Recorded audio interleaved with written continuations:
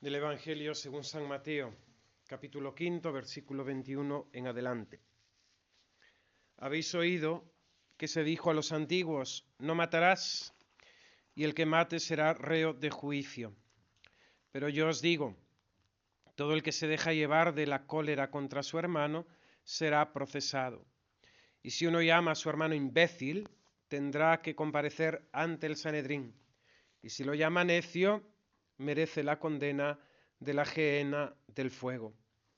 Por tanto, si cuando vas a presentar tu ofrenda sobre el altar, te acuerdas allí mismo de que tu hermano tiene quejas contra ti, deja allí tu ofrenda ante el altar y vete primero a reconciliarte con tu hermano, y entonces vuelve a presentar tu ofrenda. Con el que te pone pleito, procura arreglarte enseguida, mientras vais todavía de camino, no sea que te entregue al juez y el juez al alguacil, y te metan en la cárcel. En verdad te digo que no saldrás de allí hasta que hayas pagado el último céntimo. No solamente se peca contra el quinto mandamiento de matar, no matar, el que hiere a su prójimo, el que le quita la vida, sino también, en las palabras del Señor, el que se comete pecado de ira contra él, el que se aira contra él. Nuestra naturaleza, dañada por el pecado, siente el mismo desorden de las pasiones. La religión, lógicamente, no nos quita lo humano. La naturaleza siempre se construye, la gracia siempre se construye sobre la naturaleza, ¿no? Ese principio de la teología, la gracia no destruye la naturaleza, sino que la perfecciona. Y esas pasiones que el Señor ha puesto en nuestro corazón no son malas. La pasión de la ira es buena. Es la respuesta ante el mal, ante la injusticia. Si no tuviéramos pasión de la ira, seríamos indiferentes ante el bien y ante el mal. Y no es esto lo que Dios quiere de nosotros. Hay una ira buena, aquella que es la rebelión, la respuesta ante el mal, ante la injusticia. La religión no nos quita, no nos hace medios hombres, sino que nos lleva a la virtud. La gracia eleva la naturaleza, ¿no? Y es necesario, lógicamente, orientar las pasiones con la recta razón. Una vez me dijo un fraile muy simpático, franciscano, con esa simpleza que algunos tienen, que Dios había hecho al hombre muy bien, ¿no? Y había hecho más cerca de él la cabeza, la razón, ¿no? Para que fuese esta quien nos gobernase. No nos puso el Señor la cabeza en los pies, nos la puso en lo más alto, ¿no? Para que sea ella la que mirando, observando, juzgando, nos dirige, nos gobierne, ¿no? Ha puesto debajo de la cabeza el corazón, la voluntad, ¿no? La voluntad, para que la razón gobierne a la misma voluntad, ¿no? Esto es lo que nos hace plenamente humanos, a diferencia de los animales. Los animales no piensan, no juzgan, no tienen inteligencia, no tienen razón. Ellos actúan instintivamente, por medio del instinto. Tienen hambre y comen. No piensan, no hacen un raciocinio, no quieren hacer ayuno por mantener la línea, ¿no? El animal no piensa eso. Nosotros tenemos la capacidad racional. La cabeza encima, el corazón, la voluntad debajo y más para abajo las pasiones, ¿no? De las necesidades, el estómago, etcétera. Pues hay que saberse gobernar. Airaos, dice el Salmo, pero airaos sin pecar. Ira simini, enolite pecare, ¿no? Hay una ira justa, una ira santa, ¿no? La vemos, es lícita la ira siempre cuando va contra el mal, ¿no? Esto es, los pecados, los vicios, los defectos que se deben impedir con respecto a la vida espiritual contra el mal, ¿no? En general, que hay en nuestra sociedad. Y así vimos a nuestro Señor Jesucristo, llevado por la santa ira, expulsar a los vendedores del templo, ¿no? Increpa a los fariseos, ¿no? Con duras palabras, ¿no? Con mirada airada, ¿no? Me llama la atención, y a veces lo digo, ¿no? Cómo Jesús tiene diferentes modos de hablar. No es lo mismo como Jesús le habla a las turbas que se acercan a él con sus enfermedades, con su sed de verdad, etcétera, cómo Jesús se dirige a aquellos que se creen pues perfectos, ¿no? Como en este caso los mismos fariseos. Allí tienes una silla, si no, una de las que está fuera puedes traer. Nuestro Señor Jesucristo tiene santa ira, ¿no? Y en la Sagrada Escritura vemos cuántas veces Dios aplica la santa ira hacia su pueblo, ¿no? Hacia su pueblo de Israel, por el pecado, porque Dios tiene ira, odio al pecado, y lo corrige, y lo corrige. Lógicamente la ira de Dios siempre tiene su fin, y el fin es su propia gloria y el bien de los hombres, ¿no? Su propia gloria y el bien de los hombres, ¿no? Recordad esa herejía marcionita, de Marción, en la antigüedad, que hablaba de dos dioses, ¿no? El Dios del Antiguo Testamento y el Dios del Nuevo Testamento.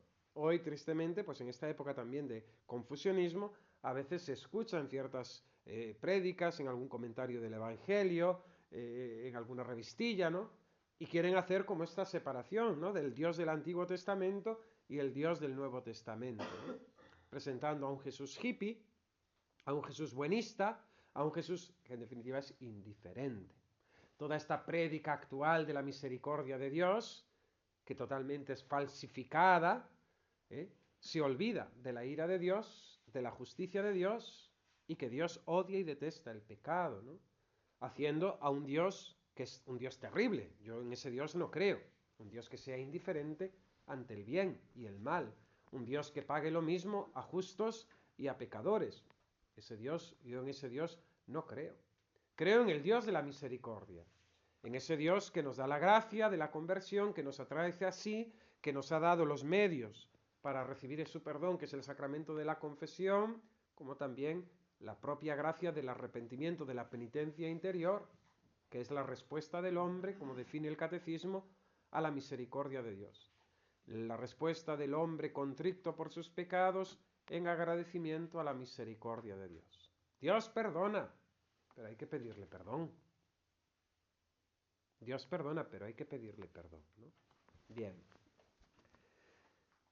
La ira lícita, la ira justa, procede del verdadero celo por la gloria de Dios y el bien de nuestro prójimo, ¿no? Ayer lo escuchábamos en el ratito de la cena, en esa lectura del Espíritu de San Francisco de Sales, ¿no? Acerca de la caridad, de la corrección fraterna, etcétera, ¿no? Una corrección fraterna que no busque la gloria de Dios y el bien del alma, del prójimo, no es verdadera corrección, ¿no? No es verdadera corrección. Y tenemos que tener mucho cuidado, ¿no? Porque siempre la ira en los hombres, por nuestra debilidad, por nuestra torpeza, por nuestra falta de juicio, es muy difícil que la ira sea justa y santa. En Dios siempre. En Dios no cabe la imperfección, el pecado. En nosotros es muy, muy, muy, muy complejo que nuestra ira sea virtud, en este caso, ¿no? Porque muchas veces está escondida, ¿no? Bajo un celo de una falsa virtud, de un falso celo, ¿no? Bien. Es ilícita siempre la ira cuando por parte del fin que se busca busca la venganza, ¿no? Pagar justos por pecadores, ¿no? O buscar una venganza a quien no la merece, o mayor de la que merece, ¿no? Lógicamente, una mala acción merece un castigo, ¿no? Es la economía de la ley, ¿no? Del pecado y de la misma vida común, ¿no? Una mala acción tiene unas consecuencias, ¿no? Bien. Pero cuando nosotros buscamos, ¿no?, resarcir la ofensa, muchas veces, pues eso, hacemos pagar a justos por pecadores, o lo de antes del ojo por ojo, diente por diente, ¿no?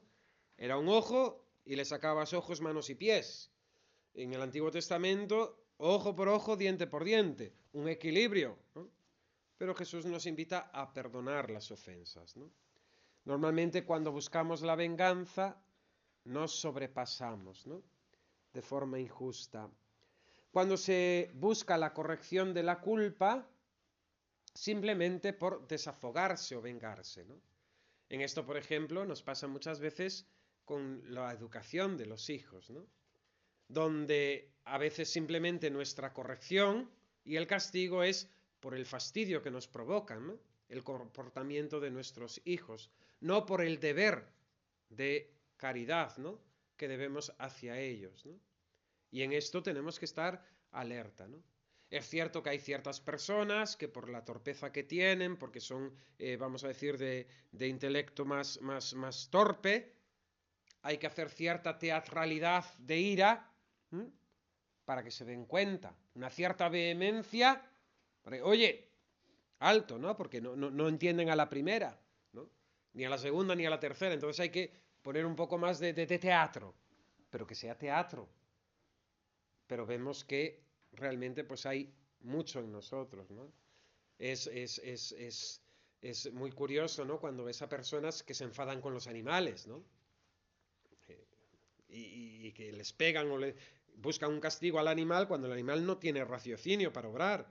Lo mismo muchas veces adultos que con los niños actúan de esa manera, ¿no? Y piensan que eso, por gritarles o enfadarse, lo único que va a coger el niño va a ser miedo. Va a coger miedo, pero no va a haber un bien de corrección, ¿no? Un bien de corrección. Es complejo porque cada psicología sabemos que es difícil, ¿no? Pero ya digo, que cuando vamos a corregir tenemos que estar atentos, ¿no? Que no ha de ser simplemente un desafogo de nuestro incendio interior, ¿no? No un deseo simplemente de vengarnos, sino que esté buscando la gloria de Dios, el bien de nuestro prójimo, ¿no? Es ilícita la ira cuando lo único que nos mueve es el odio y el resentimiento, ¿no? A esa persona que nos ha hecho daño, que ha hablado mal de nosotros, que nos ha humillado, ya hemos engendrado en el corazón el odio, el rencor, ¿no? Y no le matamos porque podríamos ir a la cárcel, ¿no? Caín y Abel, ¿no? Mata a su hermano, ¿no? Por eso hay que conocernos, saber, dominar, ¿no? Esos afectos, esos sentimientos, esas pasiones que se levantan en nosotros, ¿no? Es ilícita por el modo, cuando se enciende interiormente más de lo que dicta la razón. Hay una ira interior y una ira exterior, ¿no? La interior es aquel primer movimiento que sentimos, ¿no? Ante la injusticia, ¿no? Si es en demasía, pues estamos irándonos de forma ilícita. También cuando externamente se prorrumpe en juramentos, blasfemias, insultos. El que llama imbécil a su hermano es reo de muerte, ¿no? Dice Jesús en el Evangelio, ¿no? Entre paréntesis. Cuando quiero insultar a alguien, utilizo siempre un insulto bíblico, y es imbécil, porque lo utiliza San Pablo en Gálatas, ¿no? Imbéciles, ¿no? Cuando van los judaizantes, ¿no? A predicarle a los Gálatas después de haber estado San Pablo, y estos Gálatas, los pobres, pues se convencen rápidamente, ¿no? De lo que le dicen los judaizantes, ¿no? Entonces San Pablo, al escribir las cartas, le dice imbéciles, Gálatas, imbéciles, ¿no? Imbéciles, no sigáis, ¿no? Y aunque un ángel bajara del cielo con otro evangelio, yo mismo, no le creáis, ¿no? Es un paréntesis cómico, ¿no? No podemos llamar imbéciles, nos dice Jesús en el Evangelio, ¿no? Cuando se emplean medios ilícitos, ¿no? Para buscar la restitución, ¿no? de ese mal recibido, ¿no? Como pueden ser la calumnia, la maledicencia, la murmuración, la violencia. Gravedad del vicio de la ira, siempre es pecado mortal por su naturaleza. San Pablo dice que excluye del reino de los cielos. Los iracundos no heredarán el reino de los cielos. Y es grave cuando se apetece una venganza injusta, ¿no? Siguiéndose daño grave para el prójimo. Cuando aparta del amor de Dios y del prójimo, por su vehemencia, ¿no? Por la materialidad externa, ¿no? de esa venganza. Cuando bajo la razón del justo y honesto nos dejamos arrastrar a excesos no permitidos, ¿no? Cuando bajo lo justo y lo honesto nos dejamos arrastrar por aquello que es realmente injusto y deshonesto, ¿no? Litigios, mal ejemplo, etc., ¿no? Hay que tener atención. Es pecado venial cuando no pasa simplemente de una impaciencia o una indignación, ¿no? Pero hemos de ser siempre muy racionales, ¿no? El Señor ha puesto la cabeza encima, ¿no? Para juzgar rectamente, para no dejarnos llevar por el primer impulso.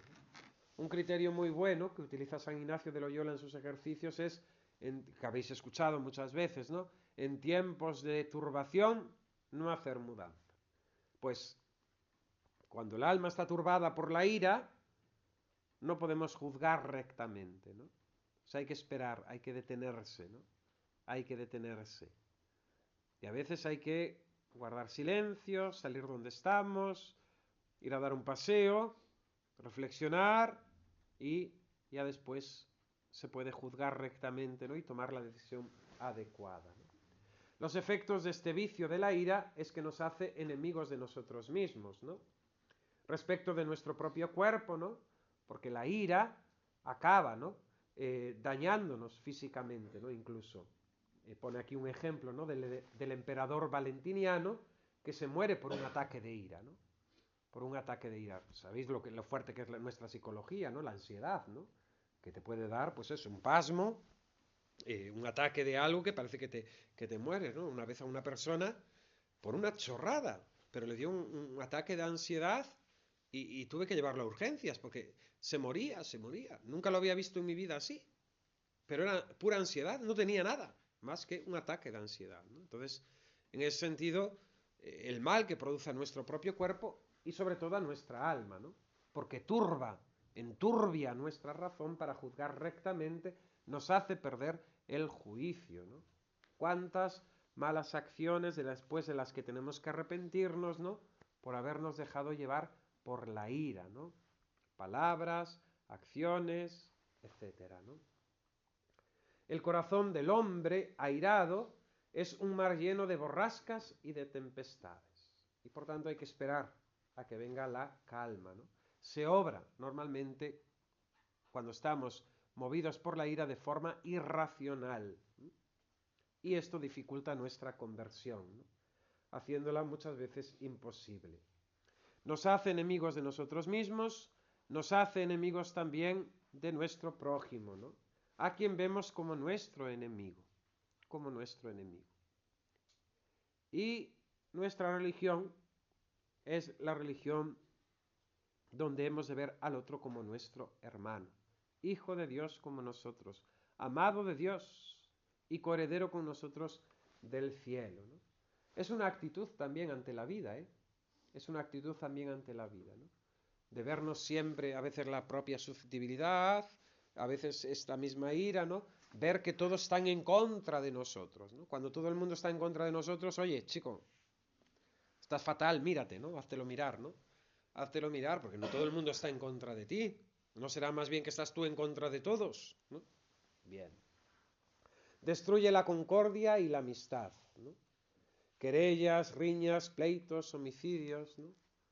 Cuántas experiencias a veces, movidos por la ira, por no haber sabido actuar racionalmente, han hecho de buenas amistades que se hayan roto, ¿no? Y un rencor y un odio en el corazón terrible, ¿no? Que es muchas veces difícil de extirpar, ¿no? Eso típico que dice la gente, perdono pero no olvido. Perdono pero no olvido. Por la ira, dice San Gregorio, se rompe la concordia, ¿no? La unión de los corazones. Incluso muchas veces todo esto se da en nuestras propias comunidades cristianas, parroquias, grupos, etcétera, ¿no? Movidos por diferentes cositas, pues nos llevamos, ¿no? a ese pecado, ¿no? De la disgregación, de la ruptura, de la falta de concordia, ¿no? El airado, la persona iracunda, se hace odioso, insoportable, es igual que el soberbio, ¿no? ¿Quién quiere estar con un soberbio? Nadie. ¿Quién quiere estar con un iracundo? Nadie, ¿eh? Nadie lo soporta. Que se vaya, ¿no? Que nos deje en paz. Cualquier palabra le ofende, cualquier broma le molesta, ¿no? Es intratable, cualquier cosa que dices siempre es objeto de reproche por su parte, ¿no? El airado nadie lo quiere. Y al final nos hace enemigos de Dios, enemigos de nosotros, enemigos del prójimo, enemigo de Dios, ¿no? En cuanto que atrae con su ira el castigo divino, ¿no? No podemos usurpar el lugar de Dios. ¿A quién le corresponde el juicio? A Dios nuestro Señor. A Dios nuestro Señor. Y nosotros solamente podemos responder al mal cuando está ordenado a la gloria de Dios y al bien de nuestro prójimo, ¿no? Nos hace enemigos de Dios porque cuando ponemos en práctica, en acto, la ira, perdemos la gracia, ¿no? Si esta no es justa, si esta no es virtuosa, si esta no es santa, ¿no? Y ya hemos dicho que es muy difícil, ¿no? Que es muy difícil, ¿no? Tener una ira santa, ¿no? Una ira santa. Se hace digno de condenación. Remedios, nos los dice Fray Luis de León en su tratado Guía de Pecadores, ¿no? Fray Luis de Granada, perdón. Ira es apetito desordenado de venganza contra quien pensamos que nos ofendió. Toda amargura de corazón, toda ira e indignación y clamor y blasfemia, dice el apóstol San Pablo, sea quitada de vosotros con toda malicia. Y sed entre vosotros benignos y misericordiosos, perdonándoos unos a otros como Dios nos perdonó por Cristo, ¿no? Nuestro evangelio es el evangelio del perdón, ¿no? De las ofensas. El Señor no solamente nos dice perdonad a vuestros enemigos, sino amad a vuestros enemigos. Y esto es el núcleo del mandamiento nuevo, ¿no? Amaos como yo os he amado. Y Cristo nos amó siendo nosotros pecadores, enemigos de Dios, nos amó y entregó su vida por nosotros, ¿no? Por nosotros. Si tenemos que decir cuál es la verdad de fe, vamos a decir que nos distingue de las falsas religiones, ¿cuál es? Que Dios es uno y trino. Si tenemos que decir en el aspecto moral cuál es el comportamiento, ¿no? El mandato que nos distingue de todas las otras religiones falsas, ¿cuál es? El amor a los enemigos. El amor a los enemigos. Es lo esencialmente católico. Es lo esencialmente cristiano. Cristiano. Pensamientos que nos puedan ayudar a corregir la ira. Primeramente, recordar, ¿no?, que los mismos animales, en su mayoría, viven en paz con los de su misma especie. Los animales, que no tienen razón, no tienen inteligencia, ¿no?, viven en paz, no se están peleando continuamente. Y así nosotros deberíamos también comportarnos, ¿no?, porque somos más que los animales, ¿no? Solamente a los hombres a quien más convenía la humanidad y la paz, y a quien fuera más necesaria, tienen entre sí entrañables odios y discordias, que es mucho para sentir, ¿no? Mira, por tanto, contra tu naturaleza es el vengarte de otro y el hacer el mal a quien te hace mal, mayormente con armas buscadas fuera de ti, las cuales la naturaleza te negó, ¿no? Porque dice Fray Luis que incluso pues los animales el Señor le ha dado pues cuernos, ¿no?, a los toros, a los animales, ¿no?, pezuñas, tal, para defenderse, ¿no? A nosotros el Señor no nos lo ha dado, ¿no?, y buscamos, ¿no?, pues todo el tema de las armas y todas estas cosas, ¿no?, la violencia, ¿no? El mismo Caín, ¿no?, que mató a su hermano, ¿no?, con eso. Entonces, pensemos, ¿no?, contra nuestra naturaleza, ¿no?, es la ira, ¿no? Dios nos ha hecho para convivir en paz, ¿no? Hay ese texto tan bonito, ¿no?, de los tiempos mesiánicos, del libro del Emmanuel de Isaías, ¿no?, cuando habla, ¿no?, de que pasarán juntos, ¿no?, el cordero y el lobo, ¿no? Es para meditar, ¿no?, cómo el Señor ha venido a traer paz y concordia, ¿no?, y cómo el demonio es el que nos enfrenta, ¿no?, el que nos enfrenta. Fue fruto del pecado, fruto de aquel pecado de nuestros primeros padres, ¿no?, aquella concupiscencia que empezaron a sentir, aquel descubrirse desnudos, y ya empezó la tirantez, ¿no?, la desconfianza del uno con el otro, ¿no?, y con ello pues las pasiones desordenadas, ¿no? La ira y el apetito de venganza es vicio propio de bestias fieras, ¿no? La mayoría de los animales viven en paz, pero también hay bestias fieras, ¿no? De estos son imitadores los hombres feroces y airados, los cuales, pudiendo amansar la ira con la razón y discreción de hombres, quieren antes seguir el ímpetu y furor de bestias, preciándose y usando más de la parte más vil que tienen común con ellas que de la más divina, que es propia de ángeles, ¿no? Y si dices que es cosa muy dura amansar el corazón embravecido, contempla a Cristo. Contempla a Cristo crucificado, ¿no? Lo que padeció Dios por ti, que cuando tú eras enemigo de Él, derramó su sangre por ti. ¿No consideras también con cuánta mansedumbre te sufre Él, pecando tú a cada hora, y cuán misericordiosamente te recibe cuando a Él vuelves? Dirás que tu enemigo no merece el perdón. ¿Por ventura mereces tú el perdón de Dios? Fijaos que en el perdón, Cristo nuestro Señor, en el Padre Nuestro, que es el modelo de toda oración de aquello que tenemos que pedir, nos puso de las 7 peticiones que tiene el Padre Nuestro, la única que está condicionada a ser recibida es el perdón de las deudas, ¿no? De los pecados, de las ofensas. Perdona nuestras deudas como también nosotros perdonamos a nuestros deudores. Si no perdonamos a nuestros deudores, a quien nos ofende, a quien nos hace daño, a nuestros enemigos, no podemos recibir el perdón del Señor. No podemos recibir el perdón del Señor. Cuando viene alguna persona, un daño grande, problemas matrimoniales, daño, infidelidades, no puedo perdonarle.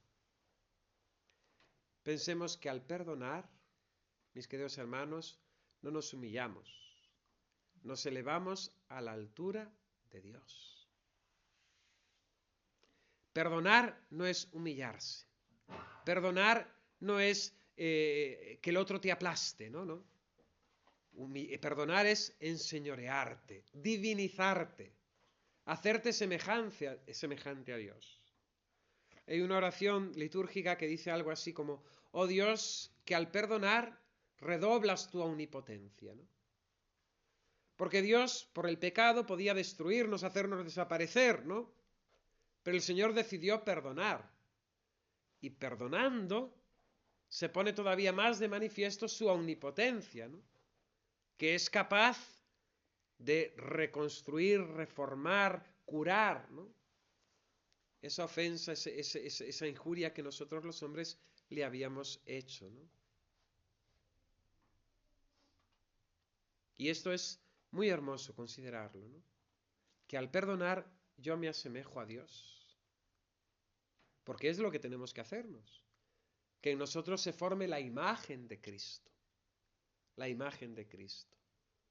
Fijaos, ¿quiénes han llegado a esa perfecta imagen de Cristo? Los santos. Pero de entre los santos, ¿quiénes? Los mártires. ¿Y cómo han muerto los mártires? Perdonando. Perdonando a aquellos que le estaban quitando la vida. A imitación del Maestro. Padre, perdónales porque no saben lo que hacen. Y lo sabemos, y nos parece precioso, ¿no? Pero nosotros, a esos que nos martirizan a diario, con sus imperfecciones, con sus cosas, con sus maldades, no somos capaces de decirle: Padre, perdónales porque no saben lo que hacen. Y a lo mejor hemos fantaseado, ¿no? Cuando estudiamos o cuando leemos la vida de los mártires de la guerra civil, ¿no? A esos grandes hombres, ¿no? De toda condición, de toda clase, ¿no? Desde obispos a gente tan sencilla como el gitano Ceferino, San Ceferino, ¿no? Mueren perdonando, ¿no? Y a lo mejor nosotros nos hemos imaginado en esas elucubraciones de nuestra mente, ¿no? Que si nos martirizan a nosotros, que somos guerreros de Cristo, ¿no? Valientes, vamos a perdonar. Pero si no perdonas a diario, las cositas, ¿no? ¿Cómo vas a perdonar cuando realmente te quiten la vida? Tercer consejo. Todo el tiempo que estás en odio, no puedes ofrecer a Dios un sacrificio que le sea agradable. Palabra de Dios, palabra de Jesucristo. Si vas a presentar tu ofrenda al altar de Dios y te acuerdas de que tienes algo contra un hermano, deja la ofrenda. Vete a reconciliarte con tu hermano y después vuelve para hacer la ofrenda y que sea agradable a Dios.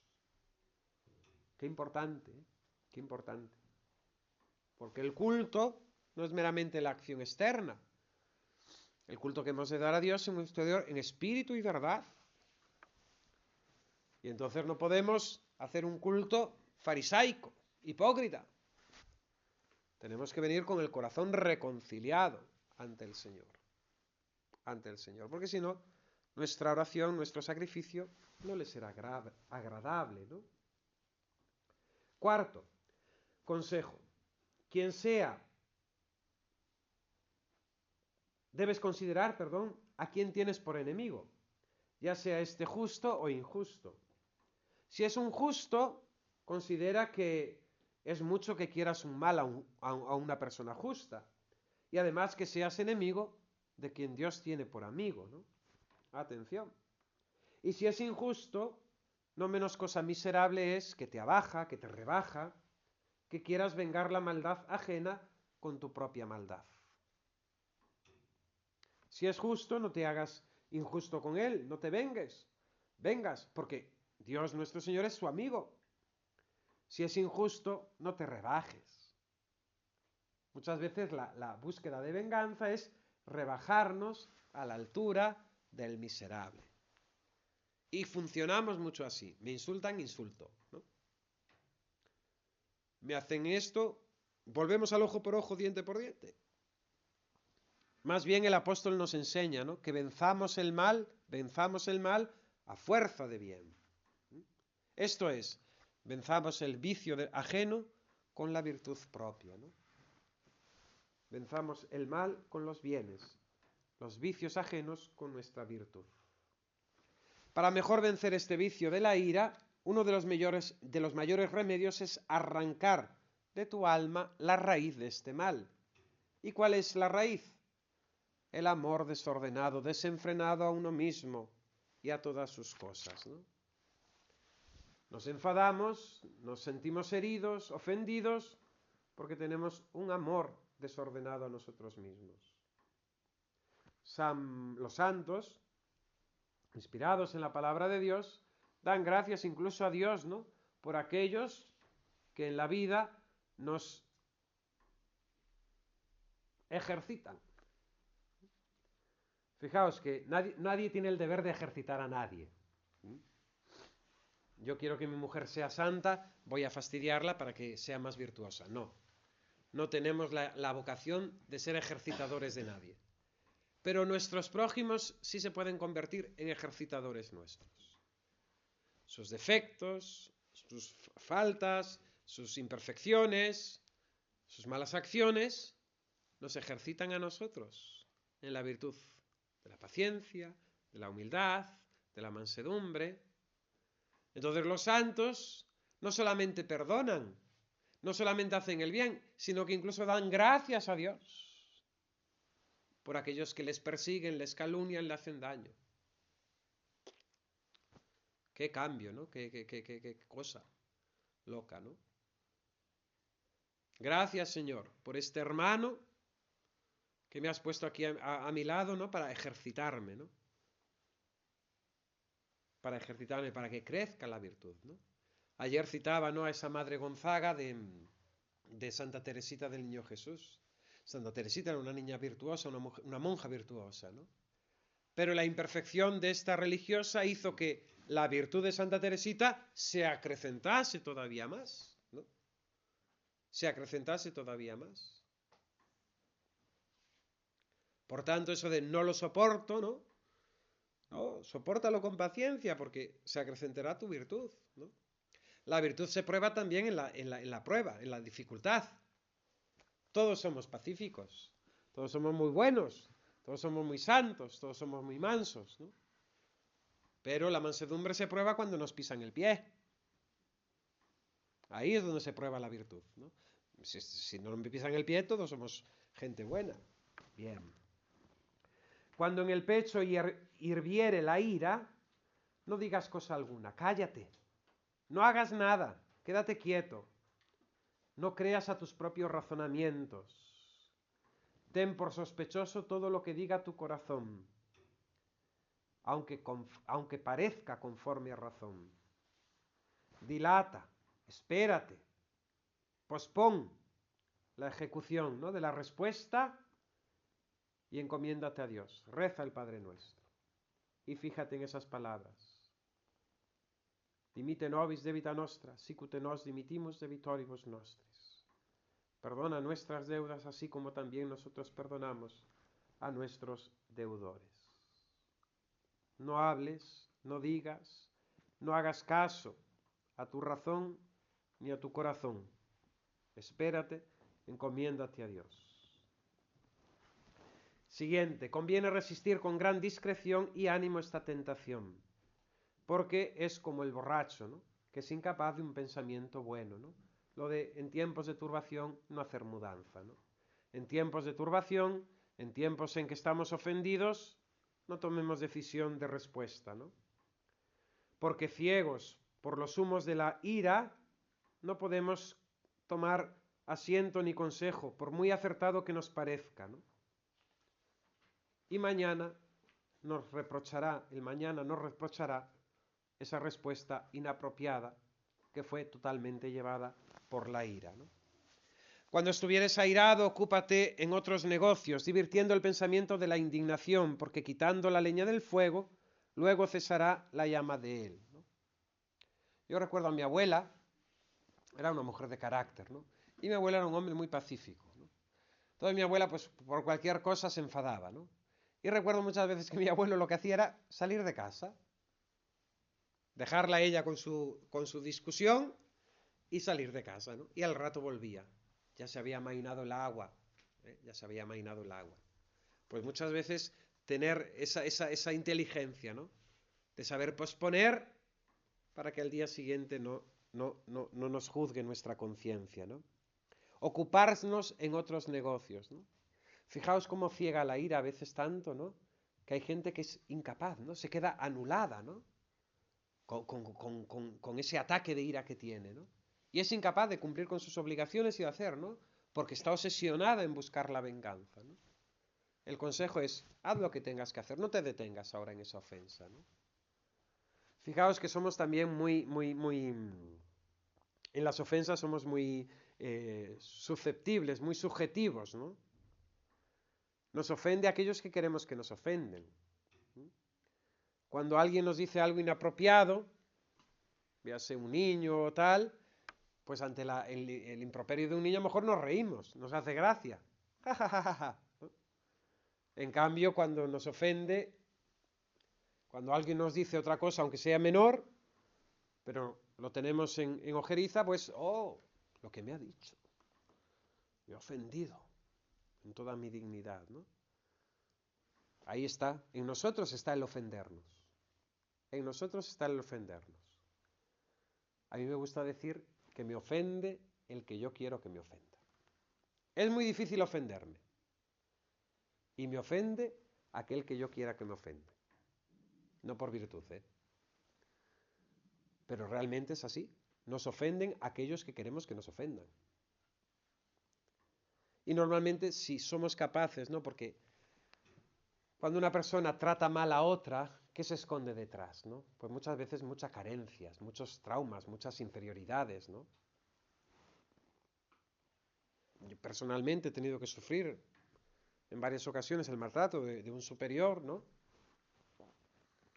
Verbalmente, políticamente correcto, dentro de un lenguaje, vamos a decir, burocrático, pero en definitiva ofensivo, ¿no?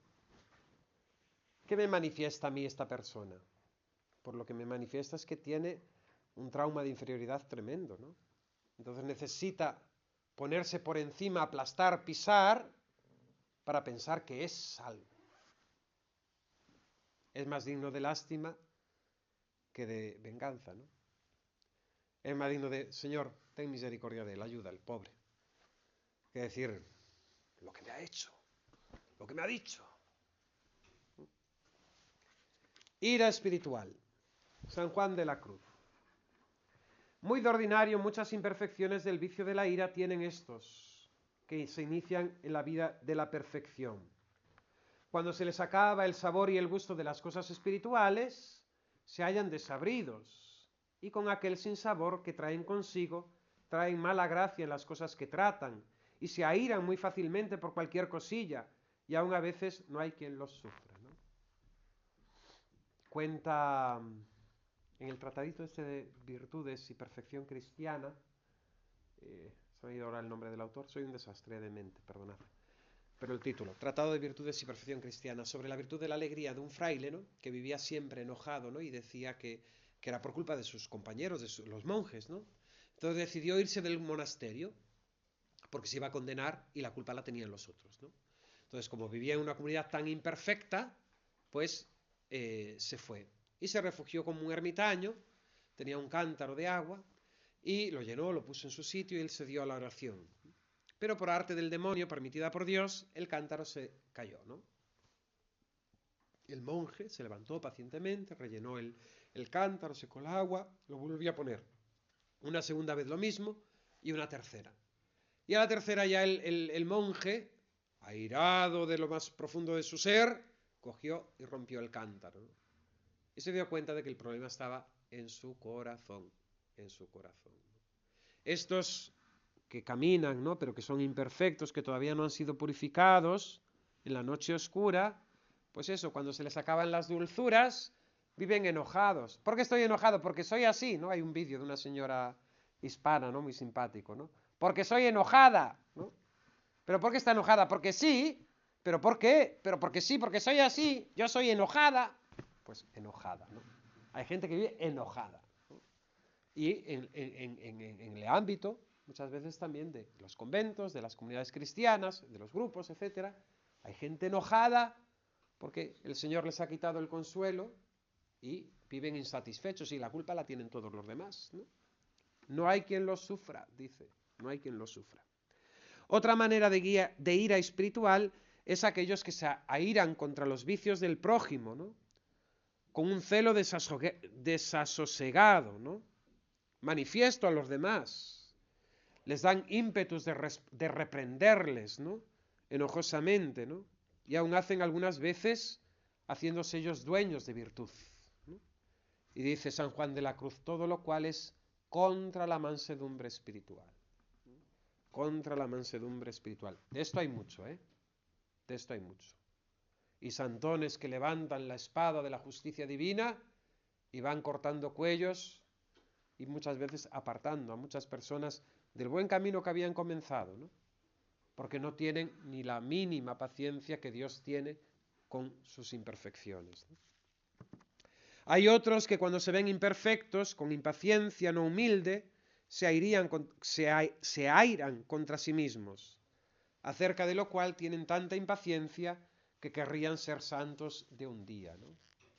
Y se enfadan contra sí mismos, pero es un pecado, ¿no?, contra la paciencia, contra Dios nuestro Señor, y en definitiva pues una desconfianza, ¿no?, de que Dios concede su gracia cuando Él quiere, como Él quiere, donde Él quiere. Te damos gracias, Señor, por los beneficios recibidos de tu mano generosa por Jesucristo nuestro Señor. Amén. Gloria al Padre, y al Hijo, y al Espíritu Santo. Ave María Purísima.